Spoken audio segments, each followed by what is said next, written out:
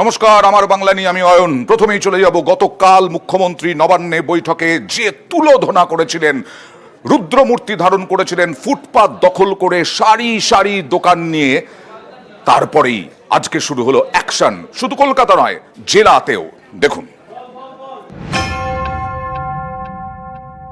গড়িয়াহাটে আপনারা স্টল দিয়েছেন, ভালো কথা, কিন্তু স্টলের পেছনটা আবার কিন্তু তিপ্পল লাগিয়েছে কালো লাল। সেই জন্য এমন কিছু সিস্টেম করতে হবে যাতে ওটা দেখতে ভালো লাগে।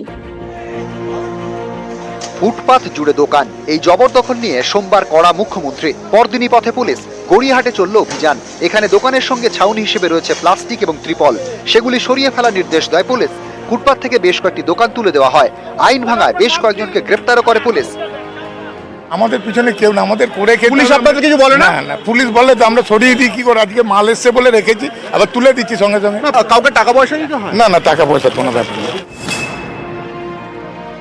আমি তো বলেছি যে হকাররা আছে তারা আমাদের ভাই বোন, এর থেকে বেশি যেন আর না বাড়ে। হাতিবাগানটা কখনো তাকিয়ে দেখেছেন কি অবস্থা? উত্তর কলকাতার হাতিবাগান, মঙ্গলবার এখানে অভিযানে নামে পুলিশ। দোকানদারদের সতর্ক করা হয়। ফুটপাতে রাখা দোকানে জিনিসপত্র সরানোর নির্দেশ দেয় পুলিশ। করে খেতে দিলেই হবে, ব্যাস, আর কিছু না। সবাই যদি লেভেলে রাখে তাহলে তো কোনো প্রবলেম হবে না। না, সবাই বাড়াচ্ছে, এবার দেখুন একজনের জন্য তো দুজন বাড়াচ্ছে না, এটাই হচ্ছে প্রবলেম। সল্লেক আমার লজ্জা লাগছে। রাজারহাটেও শুরু হয়েছে এনক্রোচমেন্ট। সল্লেকেও ইচ্ছা মতো সুজিত বোস লোক বসাচ্ছে কম্পিটিশন করে। কেন কেন বাইরের লোক বসবে? এআরডি অফিসের অপোজিটে ছবি দেখালে নিজেরাই লজ্জা পাবেন। এর জন্য কত দিতে হয়েছে? সল্টলেক সেক্টর 3, এখানকার কেবি মার্কেটের কাছে ফুটপাথে রয়েছে বেশ কিছু অস্থায়ী দোকান।